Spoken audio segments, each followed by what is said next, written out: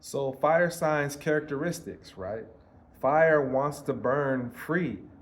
It cannot be contained. It hates containment. Fire wants to express itself so that all can see.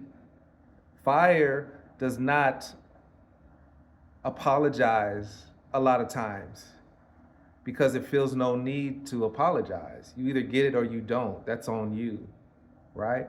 Fire can be very destructive depending on how you use it, and also can bring life and healing. Again, depending on the consciousness that you are when you're dealing with fire. Fire can burn, but fire can also, after the ashes, rise and give new life. Okay? Fire wants to express itself. It wants to be heard. And when it's not heard, there's a storm ready to happen. It has to express itself. So the best way to deal with fire is to let it express itself in a controlled environment, and also give it enough oxygen, meaning listening, give it enough air so that it can speak its truth. Okay? So those are the four elements that relate to fire. Now, we're going into the body.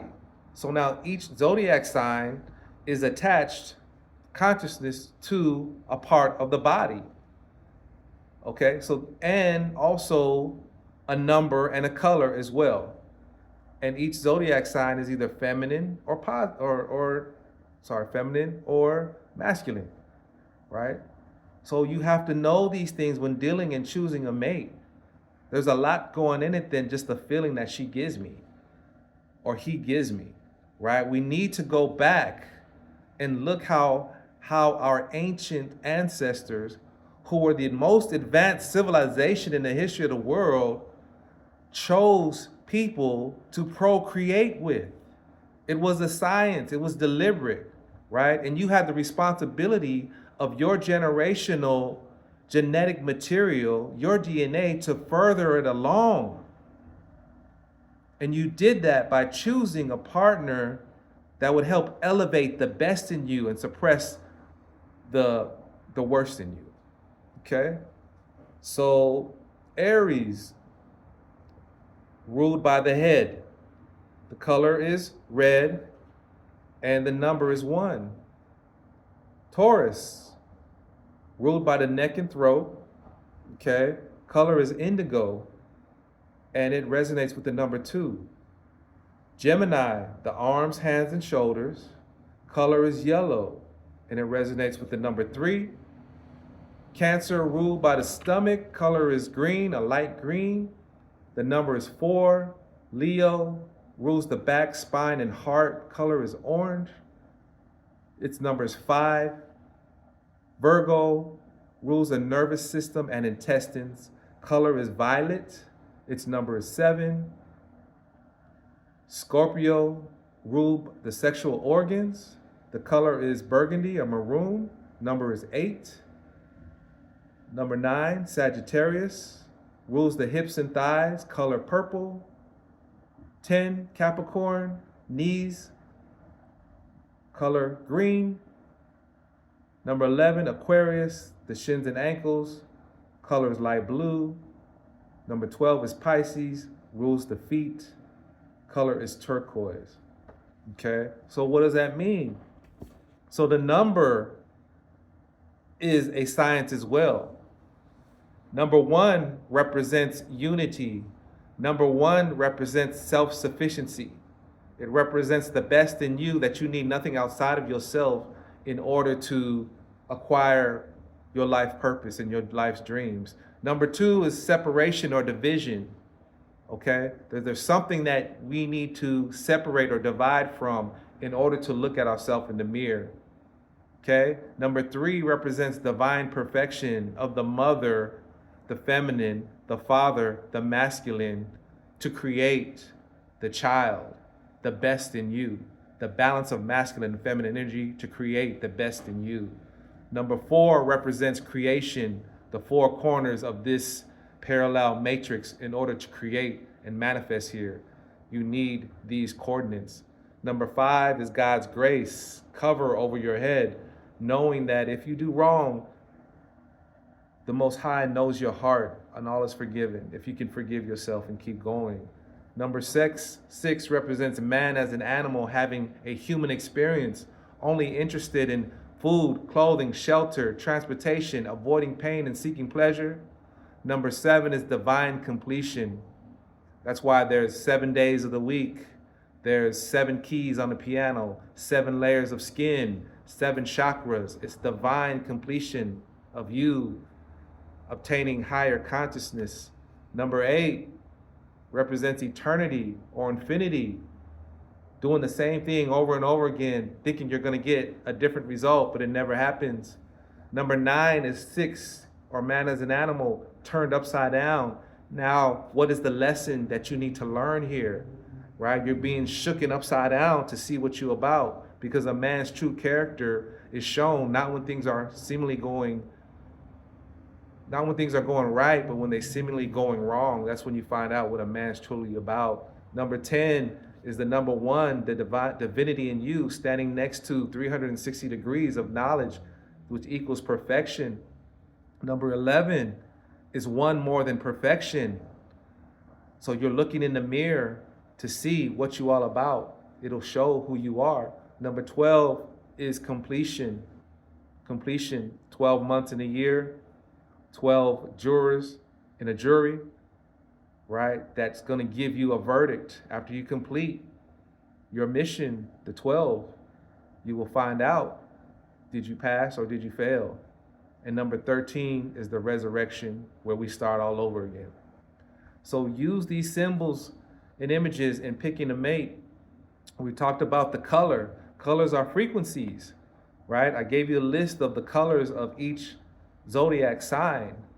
Look at the chakra system to determine what these colors represents. I'll get a quick overview. Yellow, orange, and red, and those hues represents man living in hell, meaning that they are operating at a lower level, again, only interested in self-survival, obtaining food, shelter, clothing, transportation, avoiding pain, and seeking pleasure. This is all that they're about. And because they just go to this job that they hate, paying bills, going to the club, smoking weed, playing video games, doing this same thing over and over, going to church every week, but not getting better, because you're in hell. You haven't broke past the fear of obtaining those things or losing those things. So that's why hell is eternal, because you keep doing the same thing over and over again, think you're going to get a different result, which is what? Insanity. Okay?